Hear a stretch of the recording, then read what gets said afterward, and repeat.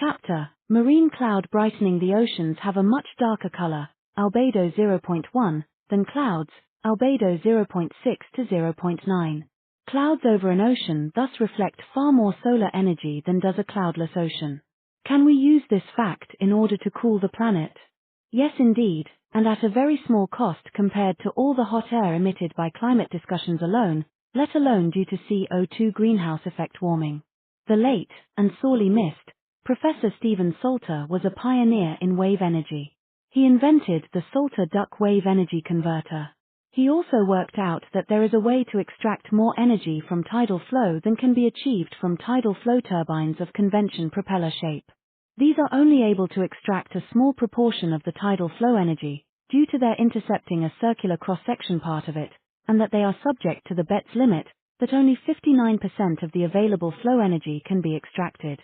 However, that limit is true for air, it is not true for water flow, because there is the additional factor of waterhead, height difference. Salter devised a turbine that blocked a much greater proportion of the flow path, thus creating a water height difference, and so able to extract significantly more of the energy than the Betz limit would permit. The developments of tidal turbines are very much to be welcomed, but if Salter is correct, these propeller-type designs should be considered as interim solutions. We will need to harvest all available energy, if we really are serious about renewable energy.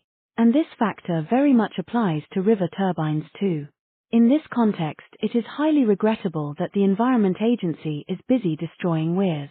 These weirs produce the head, height difference, that make river turbines such a good solution to help with the energy crisis. Professor Salter also was actively promoting marine cloud brightening. He had designed an autonomous small ship that would be powered by wind and waves to pump a fine mist of filtered seawater into the air. Very small particles of salty water are carried aloft. The salt particles then form nucleation sites for water droplets to form clouds, thus increasing albedo very greatly.